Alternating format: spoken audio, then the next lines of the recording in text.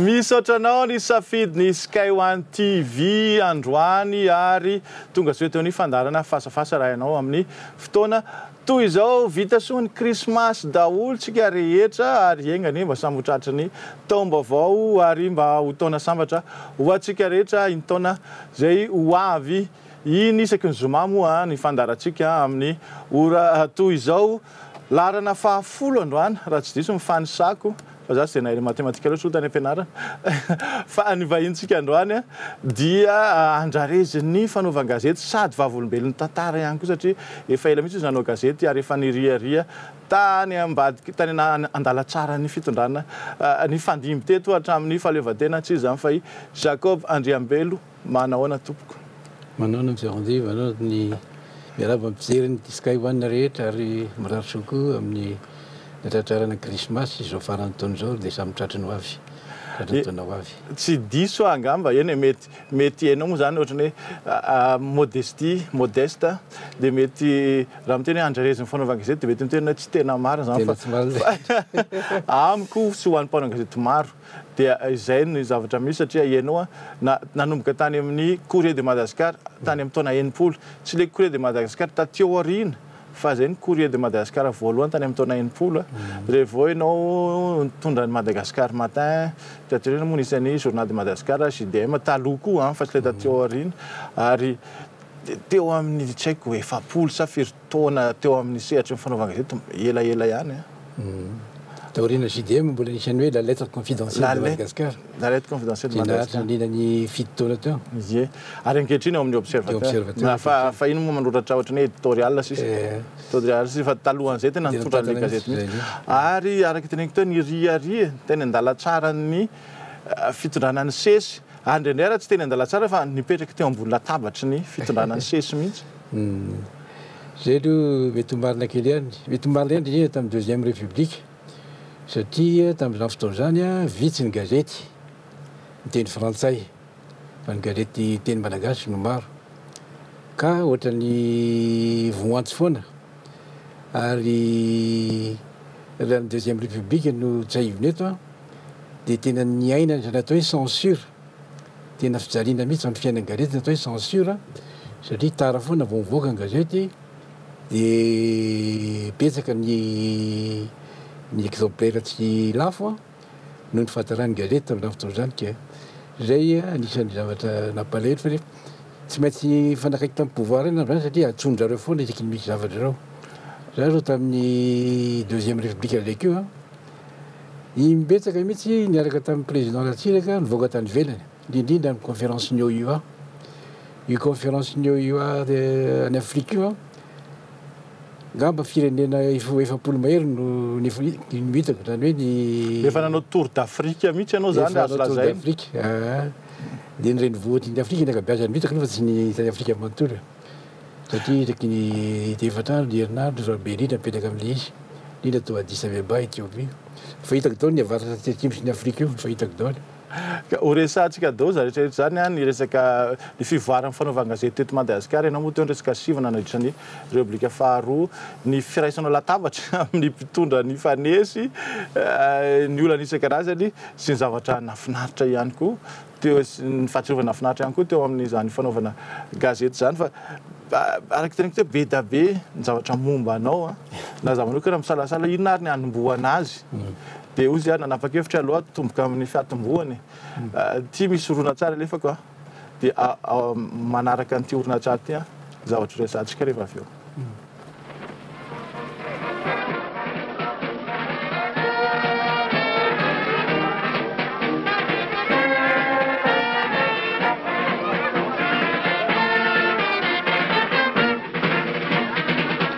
C'est une visite de famille. À ses cousins de province dont on entend toujours parler au baptême, aux communions et aux enterrements, et puis que l'on ne voit jamais parce qu'ils sont trop loin.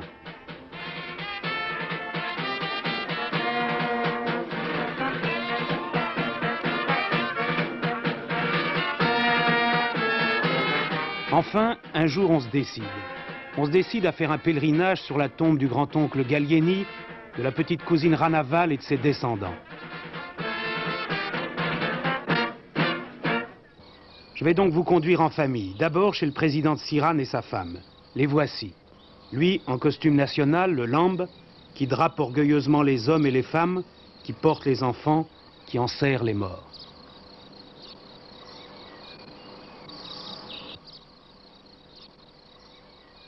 Le président de Siran, avec le tempérament exubérant et communicatif des côtiers, nous a dit « Vous êtes ici chez vous. Vous allez mettre les pas dans vos traces, partout où vous irez. » Alors nous partons pour Antsirabe. Et là, le rugby en musique nous attend. 70 équipes de rugby pour la seule ville de Tananarive. Pieds nus ou en chaussures, mais toujours en musique pour marquer les grands moments du jeu. Voici les joueurs.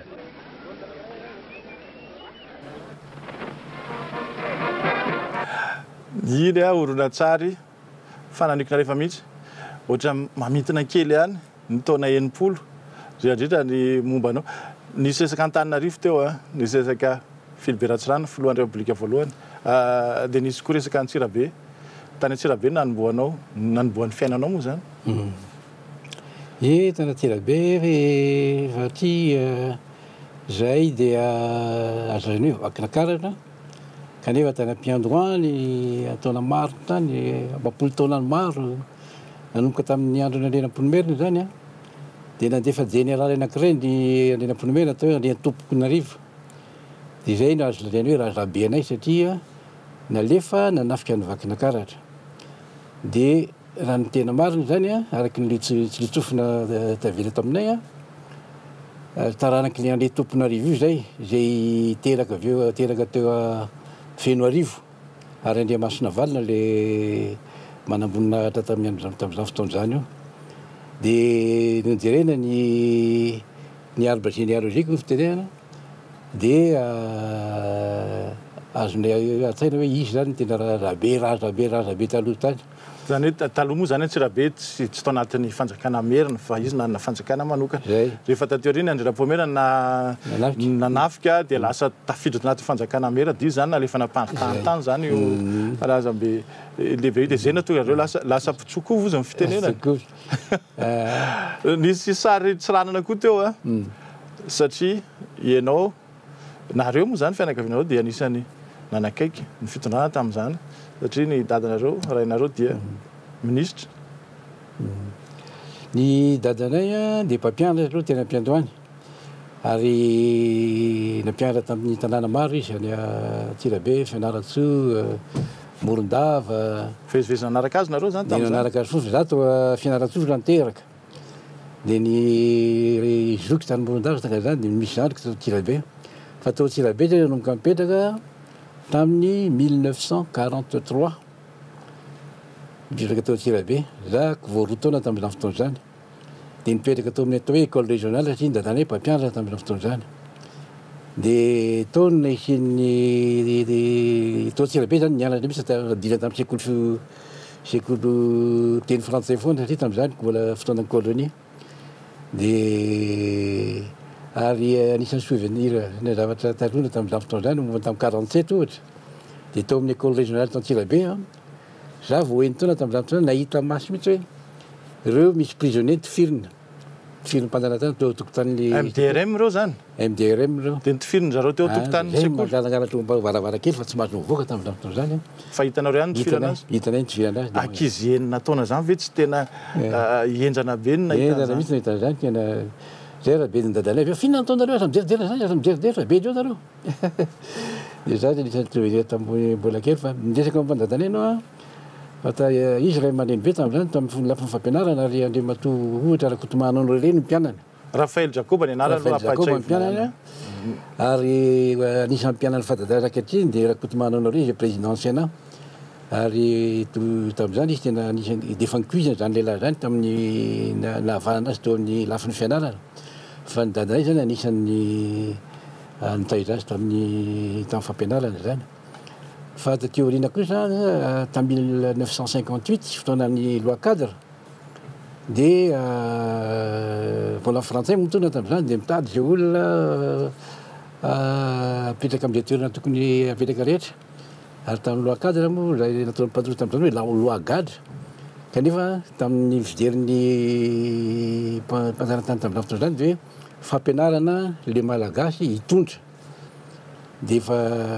rampianarana am'izao zany momba ny démocratie nalefatsy kelikely zany falefateny ohatran'izay ve kelikely de tamin'ny 1958 de efa lasa ministre ny dadanay ministre ny fahasalamam-bahoaka teto amin'ny province n'Antananarivo tamin'izany moa isaky ny province de nasiana ministre kely daholo mitantana daholo zany samy province fa tsy mahatsiaro zany am'izao fotoana zao satria misy miresaka décentralisation tamin'izany ny décentralisation tena azo tsapaitana mihitsy satria ny province rehetra manana ny budget commune rehetra manana ny budget de afaka samy miara-mandroso daholo fa tsy naharitra le izy satria roa taona de tonga ny fahaleovan-tena de no tonga ny fahaleovan-tena de lasa centralisation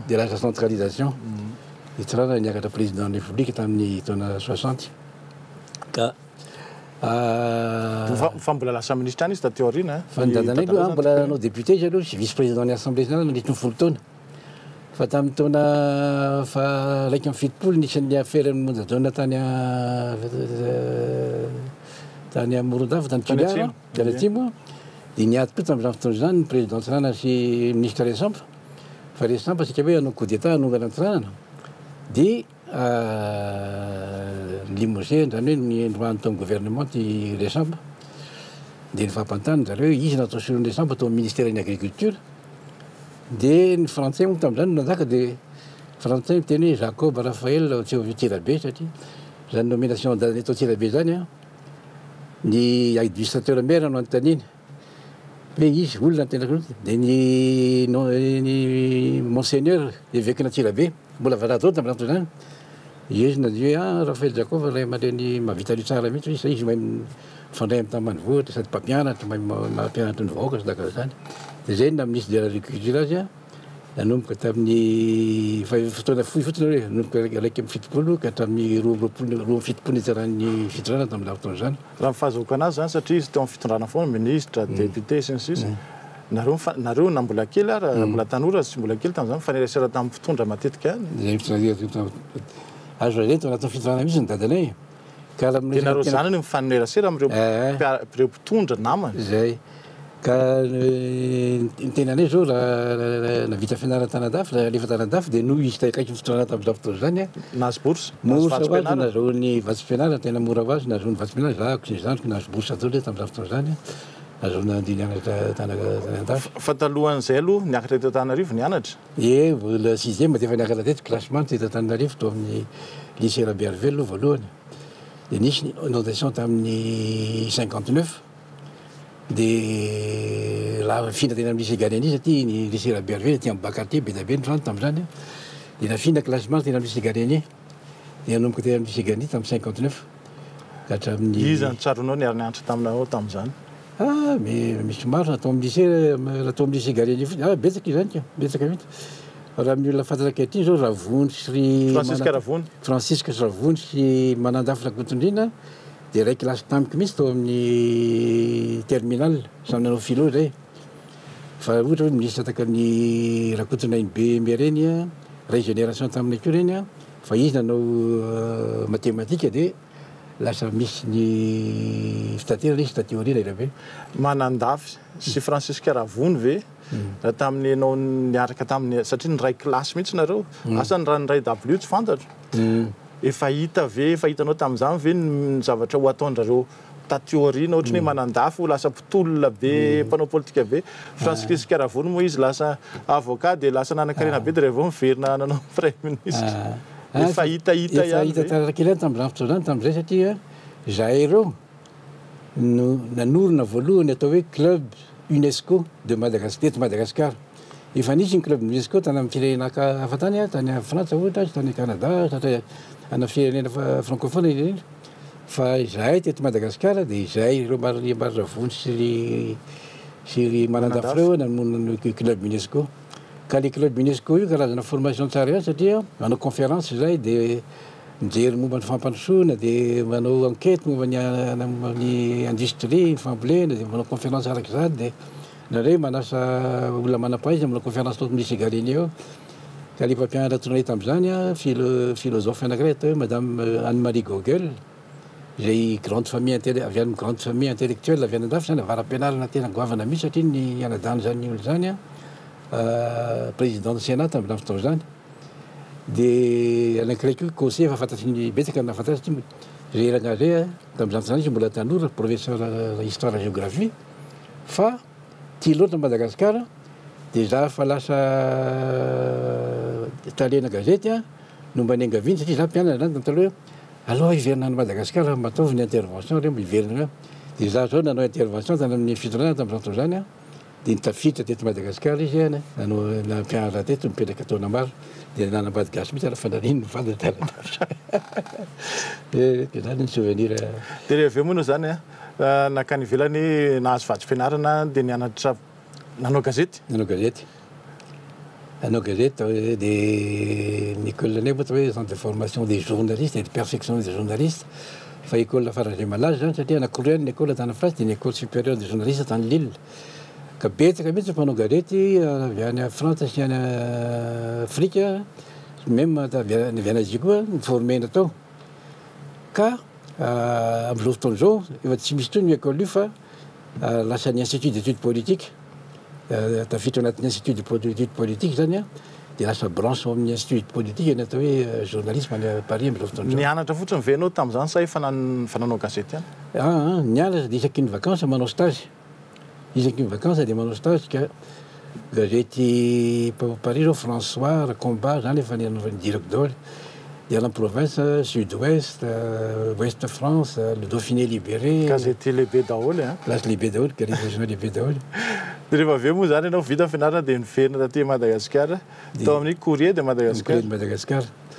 Tao amin'ny Courrier de Madagascar tsy natsony dadanay zao hoe verena fa misy toerana fa mbola vazaha daholo tamin'ny fotoana zany tao amin'ny Courrier de Madagascar. Fa misy toerana libéré tao izy, misy toerana malalaka tao a. Dia ianao ny tsaroana rehetra izy dia vazako ty zany koa fa vita ny fianarana dia lafa tena napakevitra hiverina fa tsy nijanona hoe nza hijanona any andafy fa tsy hiverina. Tena hiverina satria tantara hafa indray satria nahoana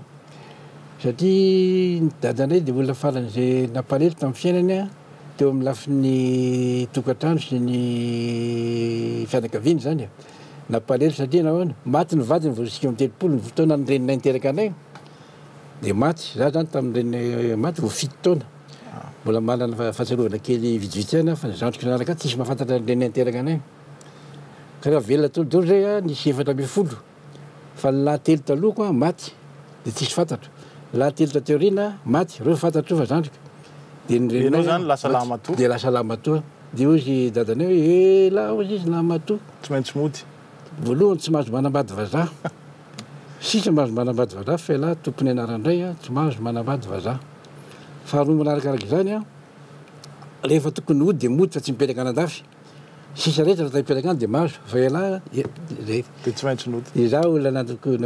nisy teo mihaino zay teny ray aman-dreny be dia nanaiky izay nylazay ny rehetra ako hoe tsy maintsy mody tsy manambady vazaha ohatra. Dia niasa tao amin'ny Courrier anao Courrier de Madagascar tamin'izany taona 90 anisan'ny nahafantaranao tao ny asa soratra hay soratra tao amin'ny lafin'ny fanatanjahantena fa nataonao daholo aloha ny hay soratra rehetra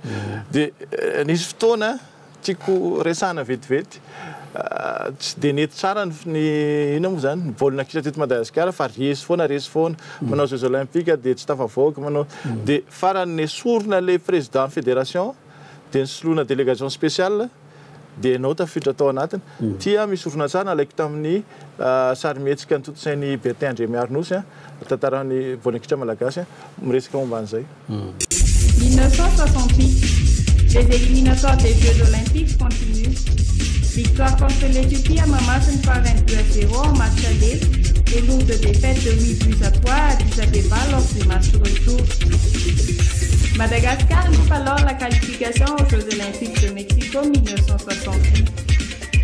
L'entraîneur Robson démissionne à son tour. 1970, éliminatoire de la Coupe d'Afrique des Nations. Rassonev Etienne, en même temps joueur et capitaine de l'équipe, prend en main la sélection. Madagascar est étrié par Maurice par 4-1 à Kirkuk. Notre sélection est ainsi éliminée. Après cette défaite, le secrétaire d'État au sport, Gabriel Ramalandon, démet la Fédération de Kizabénois et met à sa place une délégation spéciale présidée par Alain Mousson. Un entraîneur professionnel franco-argentin, en la personne de Pancho González, se voit confier la direction technique. Celui-ci a essayé d'insuffler un nouveau dynamisme au sein de la sélection, mais les résultats demeurent en dents de scie. 1972, éliminatoire des Jeux Olympiques de Munich 1972. Madagascar accède au tour final de qualification. Battu par l'Éthiopie par 2-1 à Mahamassi, notre sélection n'a pas pu faire mieux devant le Soudan à Khartoum. Score 0-3 en notre défaveur. Madagascar rate de nouveau les Jeux Olympiques. Ohatrany tantara efa ela ihany ty fahasairana amin'ny baolina kitra malagasy ty raha tsy namokatra tsy nety mivokatra dia miala ny entraîneur dia esorina ny fédération dia esorina délégation spéciale dia ohatra miverimberina ohatra izay foana na amin'izao fotoana zao ary ohatra mbola ohatran'izao foana. Ny baolina kitra aloha tena niainako akaiky dia akaiky mihitsy nina tamin'izany fotoana izany. Tena koa mantsy tian'ny baolina kitra io ary anisan'ny lalao mihitsy zay tany à Paris ary tena sélectionné tao amin'ny sélection universitaire de la cité universitaire de Paris tetany Europa manontolo tamin'izany isaky ny vacances mifampitana amin'ny hoe Espagne, Italie diakan'izany ka le baolina io dia efa faran'izay tiako io ary nanoratra momba an'io satria efa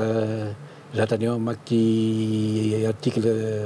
lahatsoratra momba ny sport dia nanjary tian'le izy ka Gabriel Mananjona lina no teny hoe raiso Jacob Andriambelo izy fa hita amin'ny lahatsoratra tony amin'ny gazety le Courrier fa tena hainy tsara momba ny baolina kitra io dia zay napidirana atao amin'ny fédération zay natony hoe délégation spéciale ka ny délégation spéciale io avy tsy misy tony ankehitriny fa tsy nekeny tamin'izany mbola nekeny FIFA fa zao tsy manaiky tsony izy ny FIFA ary efa fandona foana io problème amin'ny amady amin'izao zay rehetra ka itsika malagasy mampalety fa tsika tsy ambany noho ny africaine nataka an'izany satria tamin'ny jeu de la communauté vola kelikely voninahitry fahaleo tena tamin'ny 1963 zany jeu de la communauté tany Tunisie natao tamin'izay fotoana zay dia tafiditra demi-finale Madagascar tamin'ny lafin'ny baolina kitra ary tao daholo zany Augustin, Soanev, Kir, Jules Mars dia mitovy niveau amin'ny africaine zany hoe ambony mihitsy zany tamin'ny africaine fa dia nenjera le niveau taty aoriana horesantsika zay rehefa avy eo atoy atsika aloha andamy fotoana kely mihitsy tsika resaka baolina kitra rehefa avy fa ao anatiny ampahany faharoa amin'ny fandarana vahintsika Jacob Andriambelo apatrevika any za rehetra zany dia orian'ny fakandrifotra.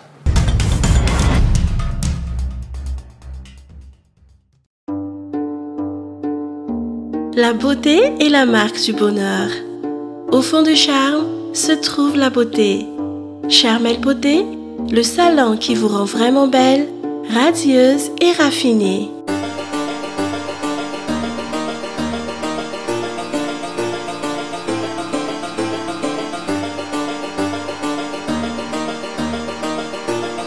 Charmel, toujours et encore plus belle.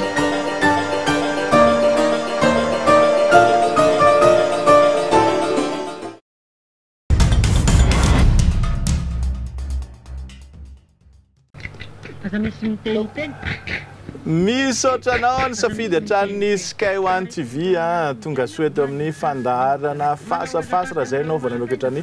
vata fahita lavitra anao vahintsika androany dia Jacob Andriambelo andrareziny fanaovana gazety ary vavolombelon'ny tantara zay mihitsy nefa nanomboantsika ny resadresaka hatreo Jacob Andriambelo resaka baolina kitra moa izy teo satria anao taminanao gazety anisany nahafantarana anao nihay soratra momba ny fanatanjahantena fa nataonao daholo ny sehatra rehetra amin'ny politika sosialy rehetrarehetra vao resantsika koa zany rehefa avy eo tamin'ny taona fitopolo teo nesorina ny filohan'ny fédération dia nesorina délégation spéciale baolina kitra io ary anao tao anatin'ilay délégation spéciale dia niaraka tamin'ny équipe pirenena malagasy ny baolina kitra ty zao misy sary anankiray taminareo niainga ho any Khartoum tamin'ny efa sary efatra anainy ihany miala tsiny amintsika ao anatinatiny ao ianao dia soloana le niala aloha le entraîneur Robson soloana ny filohan'ny fédération soloana délégation spéciale nasitrona koa ny mpanazatra vazaha mety izy vazaha Pancho Gonzalez fa nefa ozy tsy nety avitra foana ne le baolina kitra malagasy fa inona ny olana taloha nefa ianao niteny tam'le ampahany voalohany teo hoe taloha antsika tena efa mitovy tantana amin'ny afrikana mihitsy na mihoatra ny zareo ary fa nanintsika lasa ny tonga raha mifahitanao azy ianao mpanao gazety ny aina an'izany rehetrarehetra zany ny fahitako azy aloha rehefa nisy entraîneur vahiny frantsay indrindra dia nandeha le baolina nandeha azo lainy hoe nandeha satria tao ny résultat vokatry ny lalao nilaza fa hoe manandeha any ny fa tany Khartoum nareo resy fa ny mahavoa atsika fotsiny amin'ny lafiny ankapobeny fa mahavoa mpanagazy fotsiny tsy nisy fampianarana ny tanora tamin'izany ary nandeha ny baolina tamin'izany fotoana izany indrindra tamin'ny andron'ny azo zany hoe talohan'ny première république indrindra sy tamin'ny dimy taona manoloky ny première république dia noho ny fisiny le atao hoe OSUM zany hoe sport scolaire universitaire zany OSUM zany tena ny tanan'ny pimpinerana joueur na athlète rehetra isan-karazany dia nandeha ny sport tamin'izany fotoana izany noho ny fisiny hoe fitaizana ny tanora misy relève zany nisy relève reny voan'ny resahatra tao ny nafatiny Jean-Louis Ravenomanantsoa anisan'izany natonga azy nalaza satria ny entraîneur tamin'izany fotoana izany atao hoe monsieur Jalabert dia tena nitaiza sy nidera zakaiky manan-talety rangahy ty izy tao anatin'ny OSUM nanombohany inaotana OSUM dia izy mpianatry ny sigalinira teo izy dia hitan'le mpampianatra tao hoe Jalabert dia miforme manan-talety le rangahy ty ho atsika tanora zay mety tsy mahafantatra an'izany Jean-Louis Ravenomanantsoa zay nodimary tamin'ny taona ty moa dia hany athlète gasy nanao famaranana tamin'ny lalao olympique finalena lalao olympique tamin'ny 20 7 arisan'ny gasy nidina izy moa miazakazaka 100 metatra dia izy ny gasy anisany navita latsaky ny 10 seconde tamin'ny 100 mètres zay tsy ohatra tsy mahafantatra atsony hoe gasy navita 100 mètres latsaky ny 10 seconde atsony aloha betsaka gasy ataolo ny athlétisme raha be mily zany nalaza mihitsy tamin'izany fotoana zany satria ny entraîneur na vazaha dia raiky hoe inona tena olana tamin'ny sport malagasy dia ny fitaizana ny tiampy dia faharoa ny infrastructure ny tiampy zany hoe tiampy ny stady amin'izao fotoana zao zao tsika mbola voa anankiray fotsiny manana synthétique dia mahamasina tsy mety atao synthétique satria miady ny commune sy ny fanjakana sy dia tsy mety mavita zay nefa mahamasina ny stade na dia hoe stade municipal dia ao daholo ny zavatra mitranga rehetra dia tsy mety mahazo pelouse synthétique nefa zany anisany fitaizana ny tanora daholo dia fanokafana hoe école de football nisy tanaty-Irabe dia efa tsara reny dia zao koa zao misy firesahana hoe any Carillon Felatec fandretendry tamin'ny Barcelone manoka l'école ty koa zany le fitaizana ny tanora tsy aby avy ambany zany taloha nisan'le OSUM dia nandeha tsara le izy fa zao tsy misy an'izany intsony dia toe-tsaina koa mankehitriny efa miova satria nahoana zao zao zavatra mampalahelo resahako anao zao le gasy manan-taleta nefa mandeha amin'ireny hoe coupe d'Afrique des nations na coupe d'Afrique des clubs reny dia miresaka anjareo aty ambadika ataovy zay maharisy anareo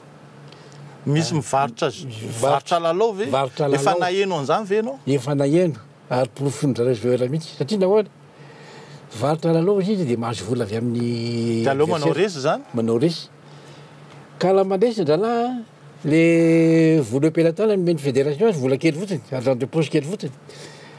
rehefa resy izy nefa mahazo vola be izy amiany feno ny valisy voandalana ny vady avan-jalaka dia aleodry zareo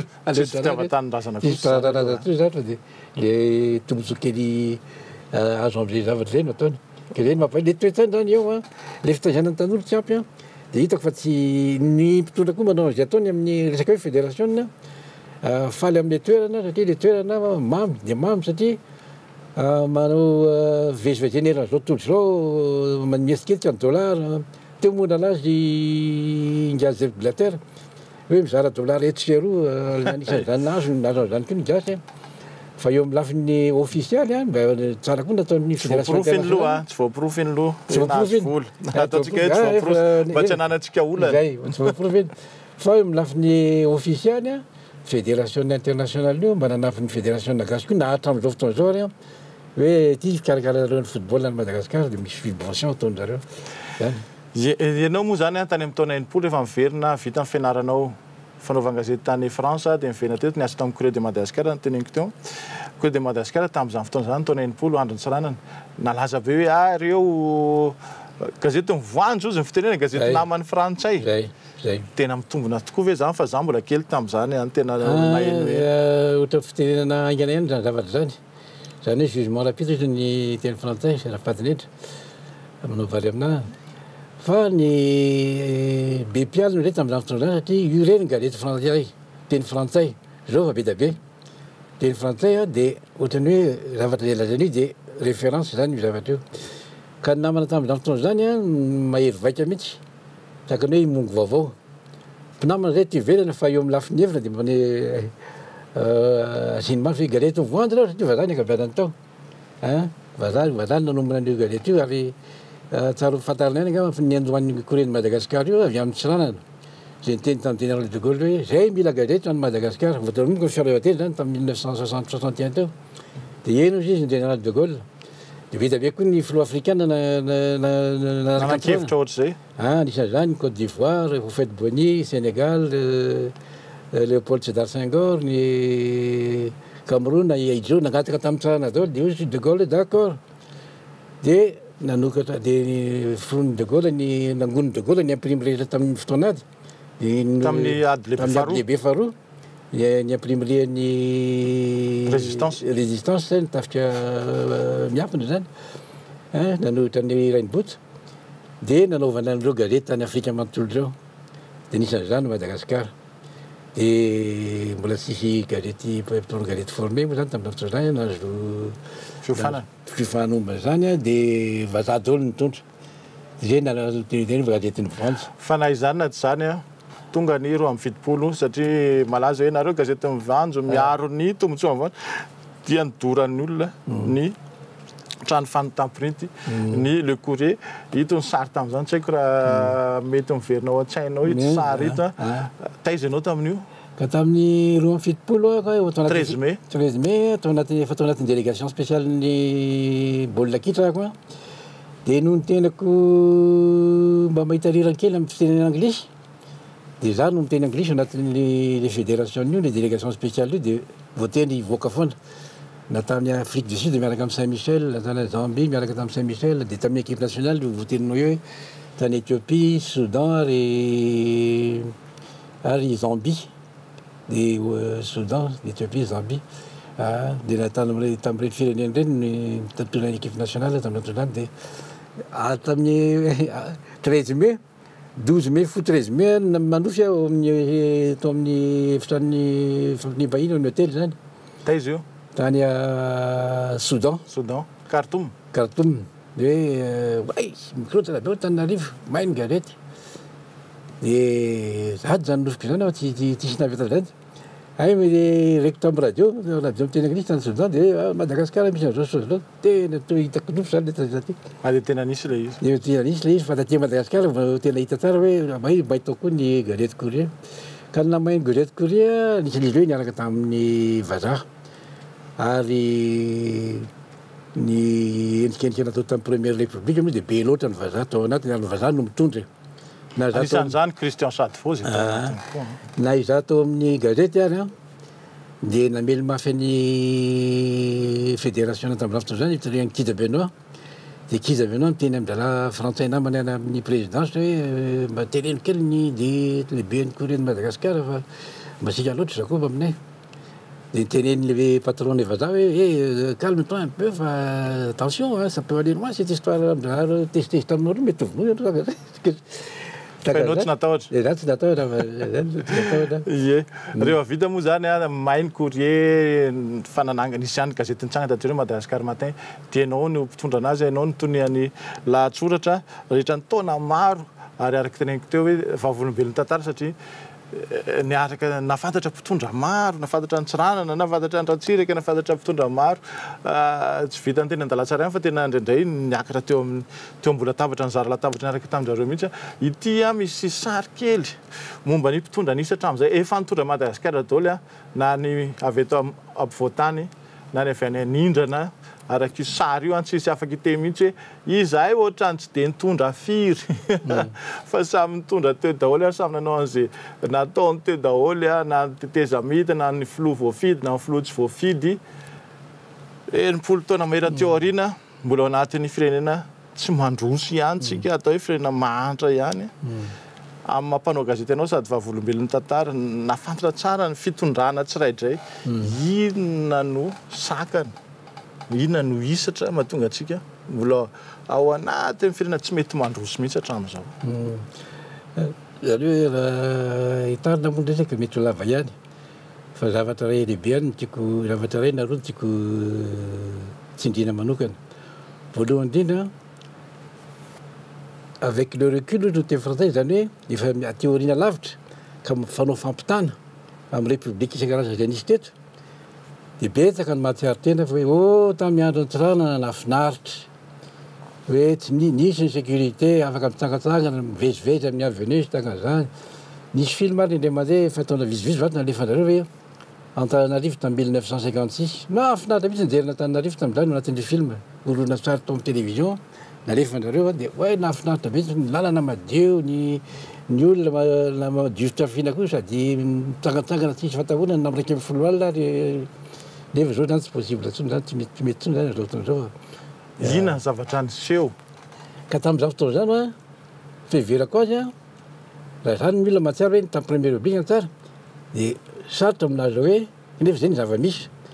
mbola fisian'ny vazaha ny natsarany tamin'izany fotoana zany mbola fisian'ny vazaha ka io nefa nampianjerany tsara satria hoe république néocoloniale fa mbola vazaha mitondra misy vazaha daholo eny amin'ny ministère ministre gasy fa le fonctionnaire ambony manaraka reo tsy maintsy vazaha dia misy vazaha roa natelo anatin'ny cabinet-n'ilay ministre any amin'ny direction générale koa misy vazaha daholo dia ohatra hoe ny vazaha ihany mitondra fa tsangan'olona fotsiny le malagasy nefa sapa théoriana fa nandeha ny firenena tamin'izany zany lazaiko hoe manao fanomarana ohatra tamin'ny première député tamin'ny première république zany examen ny budget ao amin'ny assemblée zany tena atsipiriny tena telo volana fenona amin'iny ary mandalo daholo ministère rehetra zao zavatra hanompotranga zany voalohany tsy de mahay mamaky ny budget ohatra mampatahotra anazy zany teny tsy hoe mampatahotra moa zany manirana be satria ianao zany ohatra nytehiteny hoe tsika mila arofanina foana mila biby fampitorina foana ve zay antsoina hoe vazaha fa raha zany dia raha voantsika samitsika eny avela manao zay tiatsika atao dia voraka ka zay aloha dia mampalelo fa zay mihitsy no izy ary raha misy ny arofanina zany hoe misy hoe biby olona koa fa afaka mandeha tsara le service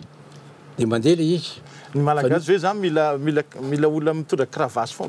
foana ao aoriana ve zany vao tena anao zavatra tsara ohatrany zany aloha satria zao noho ny rahana daholo reo vazaha reo taty aoriana raha tamin'ny sa manao zay tiana atao tamin'ny andro ny tantenarivo mbola misy mitady sofoka ny vazaha hoe ny tantenarivo ministre ny finance vo lasa premier ministre niteny ny ambassade ny frantsay hoe allo ny trésor asiana hoe vazaha anankefatra aina angataka an'izany mihitsy zareo angataka an'izany mihitsy vazaha efatra izy ampadeha ny impôt sy ny douane sy ny eny dia tsy netiny zareo tsy nety inona mety natonga hoe tsy nanakeny ka ny lafiny officialy aloha dia resaka patriotisme dia zay ve dia mbola bakio ny gasy foana ny vazaha foana nisany taona enimpolo vazaha dia mbola izy foana ve ny vaika eto dia eo le patriotisme zay nefa tsy mahafitarandavatra zay zavatra zay fa noho ny gasy no tonga teo zay le samy mameno paosy ve ny tena tenena aloha tonga dia cliché miverina zany hoe le mijery ny tombontsoa manokana aloha dia mameno paosy zany ny tombontsoa manokana zay ny mampalelo zay fa io anie efa hatramin'izay koa anie Jacob Andriamelo mialatsiny aminao fa nisy ny gazety eta aloha zay fantatra tsara efa ela be dia izy mpamoaka an'ilay sary hitatra reny tsy zao misy sary anankiray tany amin'ny taona 50 tany izy io tamin'ny 17 avril 2009 zany mbola tsy mahaleo tena koa dia efa zao sary navoaka ny gazety elo izy marina fa izy gazety fanalana andro zay fa zay fa mijaly ny Madagasikara tsy saiko nadadidinao io sary io tamin'izany dia efa nisy hoe resaka asa resaka olana resaka fiarahamonina resaka sosialy tamin'izany ary hoe marina fa ianao ako miteny hoe vazaha ihany mety mila fa tamin'izany zao dia nasiona hoe tena efa mampalelo ty Madagasikara zay aloha dia marina zay fa so ihany fa misy gazety tsara amin'ireny tamin'izany fotoana zany misy gazety atao opposition maresaka fandrosom-baovao mikitikitika ny zavatra tsy mety telon'refo mbola velona kehitriny tititra zavatra tsy mety ary betsaka namana tsy betsaka misy vitsivitsy namana mpanongarety amin'ny lafitra zany ngadrainy tsanana mihitsy regny mbola tantara hafanay satria miankina amin'izao fotoana mahatonga ana amin'ny teny an'izany mantsy ohatran'le baolina kitra toy ihany hoe zay ohatrany tsy miova mihitsy tsy mety mivokatra esorina ny entraîneur esorina ny président esorina ny tsy fantako solona délégation dia ohatrohatran'izany ihany koa na nytoekarea sy ny politika eto amintsika ary ohatran'ny efa taloha foana ny velona tiako zao misy sary tamin'ny gazetier tamin'ny 9/dimapolo tamin'ny 5 décembre dia hoy ny vahoaka zany soratra eo le sarety hoy ny vahoaka parti mampisara-bazana ka doranay olona velona hatramin'izao koa ny olona mbola miteny izany foana ireo mpanao politika ireo tsy mpanao politika moa zany ireo antoko politika ireo be loatra tsy akory zay rehefa tsy miova mihitsy ve ny zavatra misy teto Madagasikara efa tsy miova mihitsy ary mampalahelo zay zavatra voalohany zany hoe tsy misy tsony le arofanina ary samy gasy tsy mifanaja le gasy tonga ambony amin'ny toerana mba tsy ary hoe toerana goavana ty raha olona manan-karena aingana dia aingana amin'ny karazany marché public dia mbola mitohy zany hatramin'izao mampalahelo mieritreritana zany fa dia mbola mitohy ka zay ny mahasaritra ny hoe tokony mbola asina vazaha indray ve laha tsy asina vazaha ve tokony asina karana indray ve karana sinoa tsy fantatra tsony kanefa dia mihetsika indray ny nationalisme am'izay ny fitiavan-tanindrazana mbola tsy hitantsika gasy foana hoe ty zavatra ty mbola hiantso vahiny foana tsika ve zany firenena zaza foana firenena tsy mety maty tsy mety firenena olon-dehibe tsy mety firenena olon-dehibe kanefa ny arena kimbony tany be da be afaka mivelona tsara tamin'ny arena kimbony tany tsika ny tanànatsika ty firenetsika ny tanytsika tsisy zay tsy mety fa hoe ao daholo ny zavatra rehetrarehetra no moany sakafo ary fa le mitantana azy mihitsy ny tentsika satria tsy amin'izao fotoana zao ihany na amin'izao taloha fa dia hatramin'izay mihitsy ka ianao zao ny teny hoe tamin'ny tsiranana mba nandeha ihany satria nisy vazaha fa tsiranana ne niongany inona ny fahalemen'ny tsiranana fahalemen'ny tsiranana izy miankina loatra tamin'ny vazaha zay ny fahalemen'ny tsiranana ary leon'ny gasy zay tamin'ny farany ary ratsiraka koa satria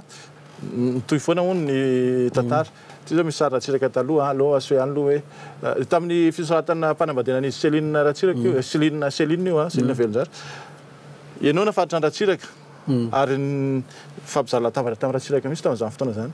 naharitra ela izy anisan'ny filohampirenena naharitra ela dreto Madagasikara inona indray ny fahalemeny ka nahatonga azy ho lasa nisy nanongana taty aoriana ratsiraka aloha zazaina hoe olona farany zay maranitra miara-tsaina izy ny fianarana nataony farany zay maranitra izy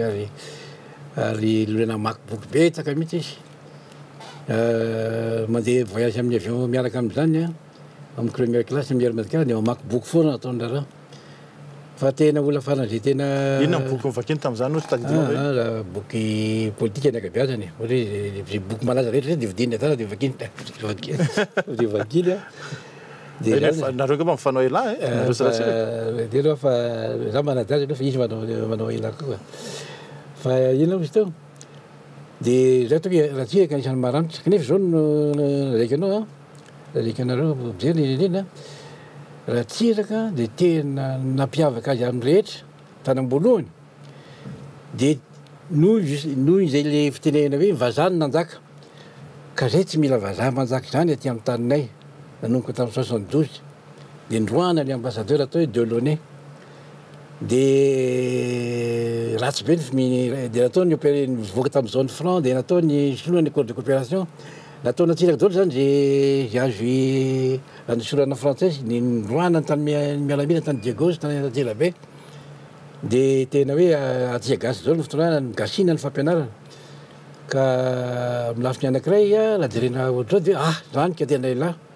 faly daholo ny gasy satria fo avy eo amin'ny première république dia be loatra tena fitiavan-tanindrazana tena fitiavan ty ny tena lehilahy ty zany fitenana ratsiraka teny vato zany isaky ny tonga avy any vato izy olona be da be foana kanefa zavatra nitranga avy eo no hita fa tsy mandeha le économie satria tika ampy mihitsy alena nisy miona matetika amin'ny tany tamin'izany fotoana zany dia tika tsy lasa rehetra d'accord tena ahoana ataony vazaha maifiko sika izy no tena zany izy miteny zany fa nahoana ataony vazaha maifiko miala ny zone de France kendany ny économie tika izy raha tianjareo koa miankina banque mondiale sy FMI tika izy teleko vonina fotsiny aza mena vola ny gasy tsisy manome vola izy fanalaka ny fireneny dehibe tsy mahany vola dia sepitra dia aleo miverina amin'njareo any fa tsy afaka amin'ireo tsika izy dia zay ve natonga azy niverina taty amin'ny taona 20 aleo hiverina amin'ny libéralisme iny efa 20 iny fa tamin'ny talohan'izay dia efa niverina tamin'ny andro Mitterrand tamin'ny Mitterrand raika amby 20 dia nisy tamin'ny taona efatra amby 20 conférence francophonie tao Paris natao dia raha tiraka izay vao nentina anaty conférence francophonie dia ny phrase voalohany satria nomeny Mitterrand ino miteny manao kabary voalohany amin'ny ouverture ny conférence francophonie ity izy Mitterrand taminy dia ny phrase voalohany raha tiraka tadidiny mpanao gazety rehetra tamin'ny fotoana zany dia docteur Frantel izy hoe mesdames messieurs je suis très heureux d'être ici aujourd'hui mais soyez persuadés que en venant ici je ne viens pas à Canossa dika zany dia hoe raha tonga aty dia tena fomba dy natongavako ity fa tsy hoe andohalika ifona andohalika satria resy dia amin'ny any dia hoe dia andohalika ifona dia niverina amin'ny Canossa tenena dia hatramin'izay dia tsy maintsy miaraka amin'ny raha reo ihany tsiavatiavaka izy dia zay vao nisokafa ny FMI zany ny Banque mondiale noho ny ajustement structurel sy ny karaza satria fa tsy nety mihitsy le izy ka miresaka momba ny raha tiraka aloha fividianako azy ny fahitako azy mihitsy dia tsy mba nanodina vola izy iny fa ny tsininy fotsiny dia milafin'ny politika miakina loatra tamin'ny tany atsinanana ary tsy tany atsinanana loatra tsy tany amin'ny firaisana sovietika na Chine ihany Chine moa manadafo fa firaisana sovietika ny mandatro zany anisany niala-dia tamin'ny président Ratiraka fa ny tena mahafinaritra Ratiraka hoe conférence des non alignés tsy an'ny aty tsy an'ny roa fikambanany tany tsy mora ny aty sy nany roa ny conférence non alignés dia nalehany daholo zany dia tamin'izany moa zany rekinao voalohany hoe miaraka amin'ny foana hoentin'ny foana amin'ireny voyage saly amin'ireny dia nahitako ny Inde sy takan'izany tany maro ihany koa Indonésie conférence non alignés daholo zany ty aloha rekiko eo zany hoe anisany mampiavaka kely angamba mpanao gazety rehetra dia lazaiko ampatorona zany fa tsy hoe mieboebo akory fa dia satria samy manana ny toetrandro ny ainany ary samy manana ny vitany olona fa angamba tsy indisy mihitsy mpanao gazety nahita an'izao tontolo zao ohatra ny tenako Europe manontolo efa hitako Afrika Afrika manontolo efa hitako ny Amerika avaratra manontolo efa hitako ny Amerika atsimo moa tsy hitako reny Amerika atsimo satria tamin'ny 1971 sika nentin'ny Jacques Rabe mananjara tany amin'ny conférence tany ako tamin'ny 1972 ay ny anjera ny fitondrana dia tsy raikitra le fankanisana tany fa akoatry ny Amerika atsimo zany Asie koa efa izy Asie Chine Indonésie ny alika manontolo ny akabiazany fa tsy izy reny akory fa ny Chine fotsiny misy tininy na tamin'ny première république dia efa nalefany zareo tany Chine ka Chine Formose nalehako tamin'ny Taïwan dia navita boky tany ataon'ny reportage nataoko tany ho resantsika mihitsy rehefa avy eo resantsika daholo koa ny dia mahazendana vitany Jacob Andriambelo ary mbola resantsika koa ny fiarahanao tamin'ireo mpitondra ny fanesy teto raha tsiraka moa nijanonao antsika teo fa mbola toyantsika izy rehefa avy eo aorian'ny fialan-tsasatra.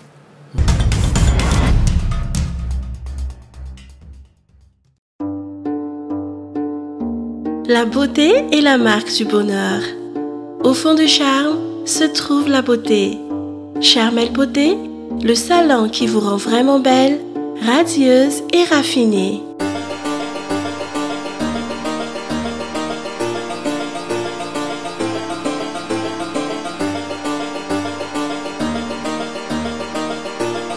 Charmel, toujours et encore plus belle.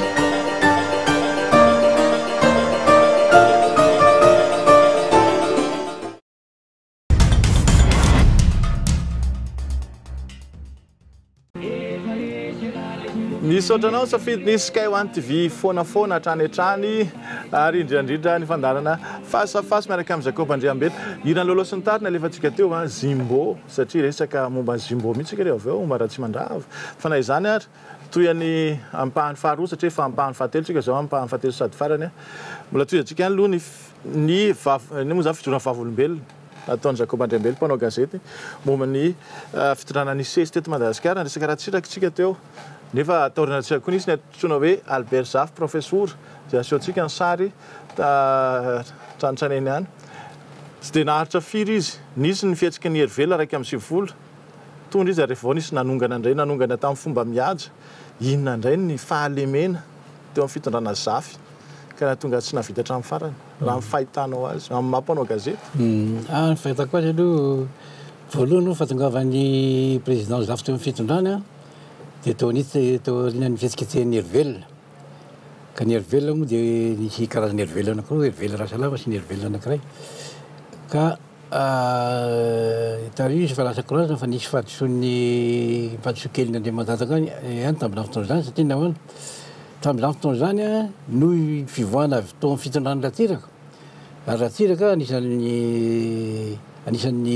ino izy teo nahatsara azy dia tena nitandrina ny tao hoe firaisam-pirenena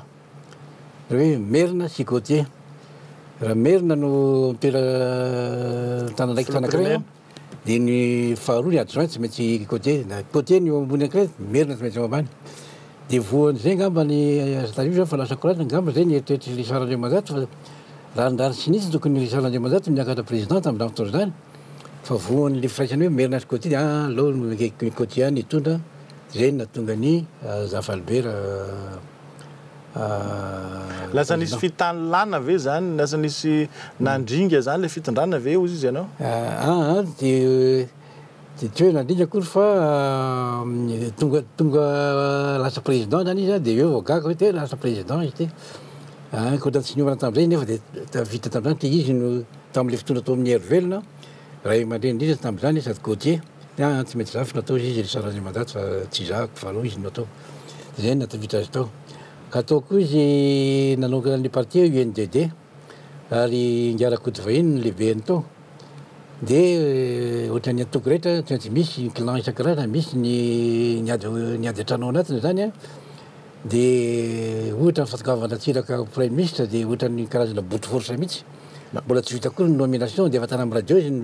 Emmanuel Rakoto vahiny Emmanuel Rakoto vahiny tonga tany amin'ny radio izy tena zany premier ministre vaovao nefa amin'ny fotoana io mbola tsy nomeny Emmanuel Rakoto vahiny le efa antenenao tany amin'ny voalohany fantatrao izy niarana taminareo koa niaranao boly sady niarana tamin'ireny efa hitanao izy tamin'izany hoe mety lasanao politika efa hitako izy tamin'izany zany ary ianao zay nanao gazety ary mifanerasery tamin'ny mpanao politika maro mahina anao tsy mba voasitony fanaovana politika le gazety misy tena tiako hatramin'izay tiako tena ohatra hoe satria raha nanao ministre ianao ngamba mety efa nisy fotoana ihany mety nisy ny tena andao atao ministre andao atao tsy mety zany fa zaho any gazety any tiako tsy nisy tamin'izany mihitsy saika fa ny fahafana ny gazety ma tena nazahoako tena poids social goavana mihitsy ty ampozina mihitsy zao le poids social mpanao gazety fa mizara mitala lehibe mpitondra rehetra zao fa tamin'izany fotoana zany za rery no hoe gasy mba amin'ny gazety moderne anankiray dia nanana poids be mihitsy amin'izany mpanao politika misollicité ny premier ministre ny mandalika anatrehanao daholo tsy raha zay ny ambassade ny enina dia zany hoe anisany nahita androtony zao ty ny ambassade reo mi-invité amindray mena voyage d'information do mba tsy dio kely ny taninay dia zany nahitako an'ireny akoatra fiarahana tamin'ny Ratsiraka sy ny président tamin'ny voyage Ratsiraka moa tena betsaka tamin'ny tsirana indroany mba nentiny tany velany fa tamin'ny Ravalomanana tsy nisy tony ka resaka Ravalomanana any ianao ty sary Ravalomanana taloha tsy mahafinaritra mamoaka an'ireto sary taloha reto mbola vao nanomboka izy tamin'io mbola nombonomboka ny Tico tamin'izany fotoana izany miaraka amin'ny zanany Ravalomanana koa nitondra teto nalaza be roa sy roa arivo revô mandat faharoa tsy nahatra hatramin'ny farany fa nisy nanala nisy nanongana inona indray fahalemen'ny Ravalomanana zao aloha Ravalomanana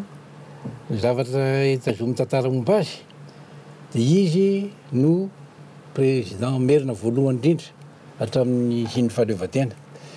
tsy niekeny nieritreritry misy ambendoany satria hoe Gautier foana ny tsara mitondra Gautier ny majoritaire nefa dia tafita izy tamin'ny fividianana tamin'izany fotoana zany lasa président république dia tamin'ny nanomboany azy nahatonga koa ny Merina taty aoriana mbola nisy Merina koa tako hoe nisany taloha zany dia teza mita foana vao misy Merina efa izy ny Merina hoe voafidy izy ny tena Merina voafidy Rajonary Mampiana zao faharoa ankoatran'izay dia teza mita foana eo anatin'ny teza mita anisan'ny Rajoel dia ohatrany hoe normal indray zany Merina no tondra zany dia zay anisan'ny raiketiny tantara momba Ravalomanana izy ny président Merina voalohany amin'ny Madagasikara mandro-tena voafidy reny Ravalomanana reny navoazy dia zavatra roa navoazy azo kerana azy dia nataony alohany loatra ny momba ny Tico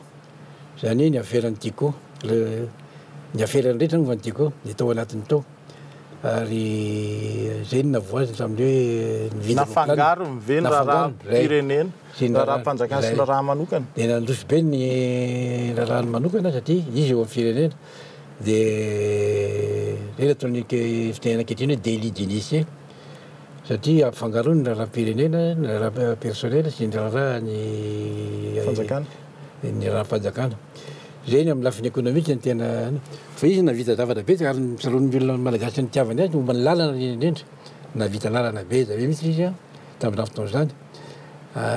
dia mananao zay mety koa izy amin'ny fampianarana ohatra satria fampianarana no niala tamin'ny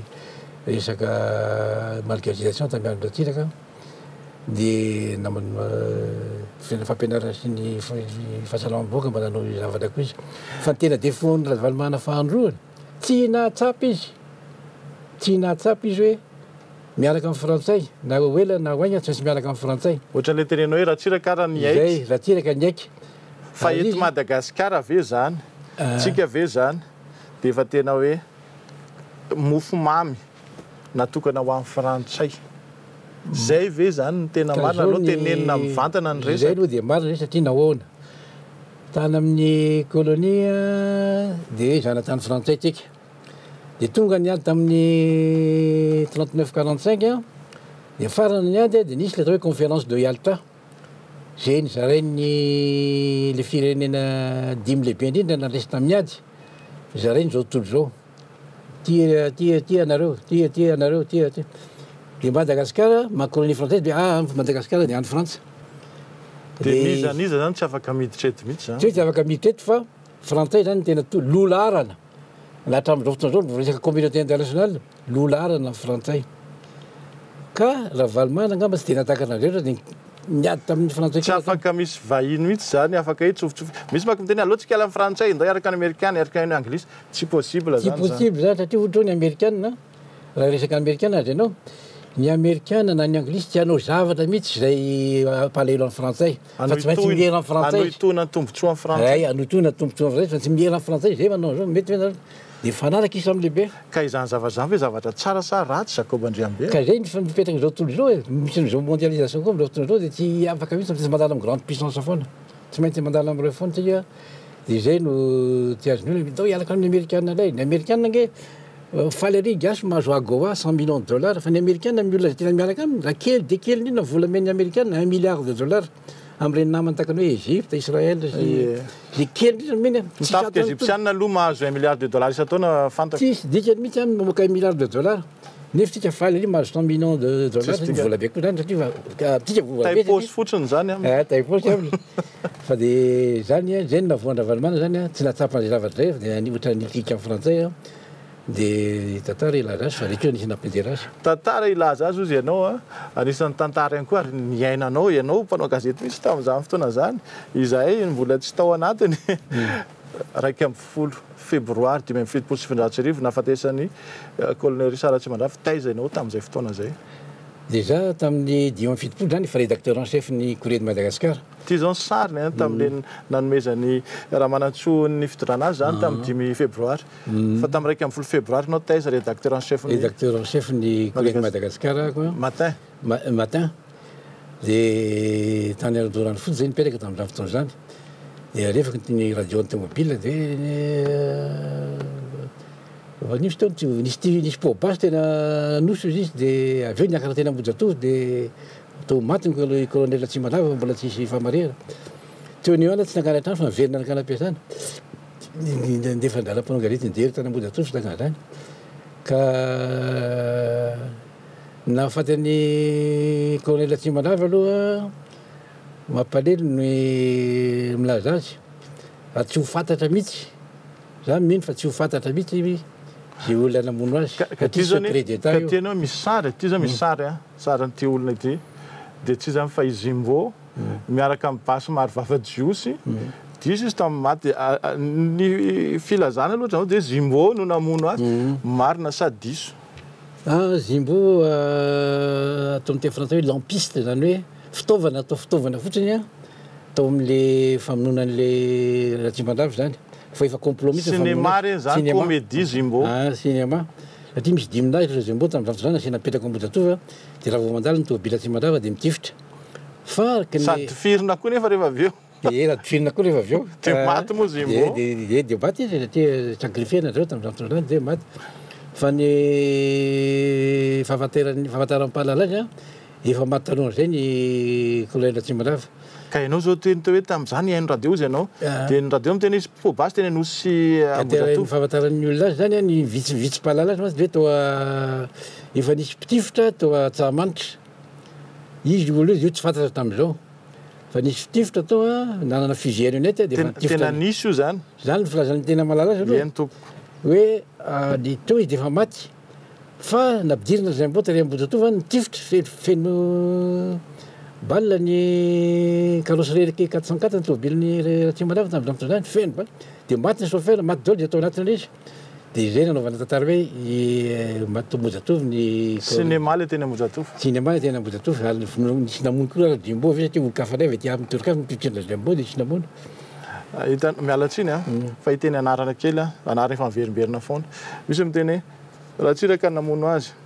misy miteny hoe ny club de 48 le fikambanany merina mpanan-karena be Andrina Bourgeois misy miteny hoe tsy fanta misy raha tsiraka koa raha miteny hoe sao de mba Gilles Andriamaso amin'ny fianakavian'Andriamaso moa miala tsiny fa niteny hoe tsisy an'izany fa tsisy idiranay zany raha tsiraka club 48 Andriamaso Zimbo tamin'ireo tokoa ve namono azy Zimbo moa efa nasorona hoe tsy Zimbo zany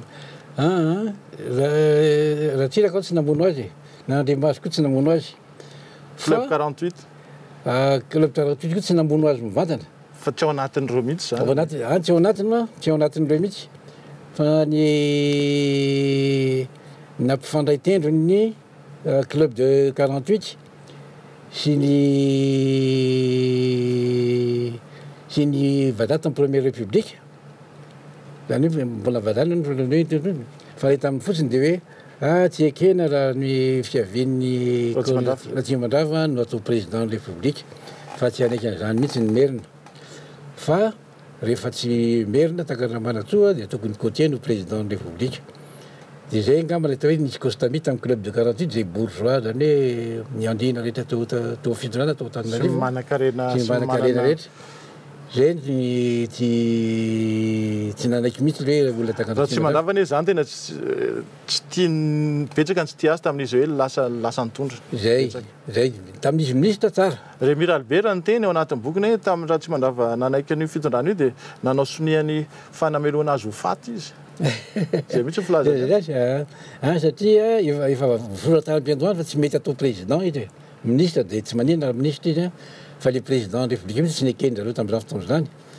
ny indrindra ny directeur Tananarivo sy ny frantsay satria ny frantsay manindra lariko hoe frantsay satria ny frantsay asindra Tsimandava foana ny marseillaise ireo tena manaboty migasy marseillaise lyonnaise le 6 reo le société coloniale rehetra reo de reo anisany tsy tia azy tsy tia andra Tsimandava reo ka reo sy ny club 48 nanjary mitovy-hevitra de zay nahatonga le complète famonoana tsy tavavoaka mihitsy za aloha nisy satria be loatra be fahavalo loatra zay be loatra fahavalo ianao tsy de manana fahavalo firy angamo izy aengany satria misy dolo fahavaloko misy foana ianao ary tena fanaybe tamin'ny mpitondra ary tindra reo nentindrareo andehandeha fa resantsika teo hoe netiny eran-tany na loatra boky monga le hoe un malgache en Chine zay avoakantsika eto ny bokiny izy inona izy ty zany ny fitantarana ny dia mazendana vitanao tany Taïwan raha Taïwan inona ny ao anatin'izy io amin'ny tantaran'ny fiainan'ny Taïwan mihitsy sy arisy mandroso be amin'ny lafin'ny démocratie indrindrindrindra sy ny fambolena de nisy exemple tsara ho an'i Madagasikara fa navita an'io boky io de nanjary fiché zany hoe naman'ny Taïwan de tsy tiany Chine Pékin etom-bahoaka Pékin de tsy tonga tany Chine mihitsy tsy ninvitenareo foana mihitsy hatramin'izay fa nisy foana gazety tonga be tonga tonga teo amin'izao indrindrandrindra fa za tsy boaty mihitsy amin'io ino naman'ny Taïwan io raha fahitako fahinoko ny firesaka ao anisan'ny fahatsovana lehibe anao tamin'ny fanaovana gazety ny fandehandehanana eran-tany fa teo koa angamba ny fionana tamin'ny olon-dehibe olobe teto ambonin'ny tany koa anisan'izao ty fionana tamin'ny Boutros Ghali asany moa izy ty natay izy ty zao izy zao Adelson Razafy Adelson Razafy amin'ny la gazety izy zao fa Madagasikara matin nareo tamin'izay taiza izy io zao io tao amin'ny ambassade d'Égypte Tananarivo ka. Tananarivo. Fa ianao koa efa tany Égypte ihany koa ty zao misy sary anankiray. Tany Égypte. Indimy tany Égypte. Sary anankiray ty ndray tena tany Égypte mihitsy angamba izy ty raha tsy diso. Io zao misy information n'Égypte mandray io.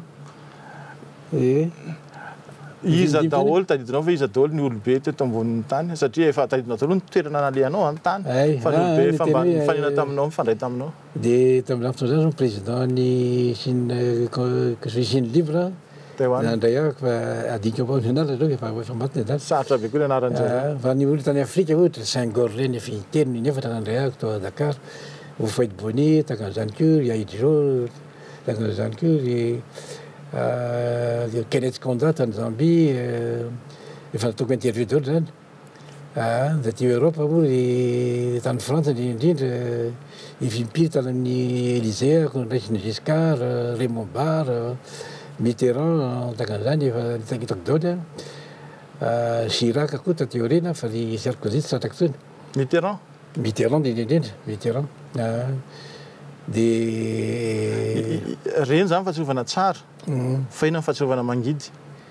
Raha fiainana tany voyage tany ivelany tsisy mangidy mihitsy. Tsisy mangidy mihitsy fa teo amin'ny asa ka teo amin'ny asa amin'ny ankapobeny.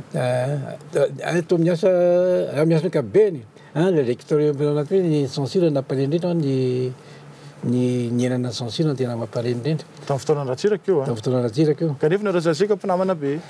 Azo tenenina. Mpinamana zay afaka miresaka aminy, afaka miresaka aminy. Dia afaka miteny amin'ny miresaka mazava tsara hoe tsy mety zao zavatra na mety zao. Dia mba misy service ankantany akeo mba alifasy kely ny zavatra fa tsy niteny taminy ve tsy mety ty sivany ty? Afa niteny taminy.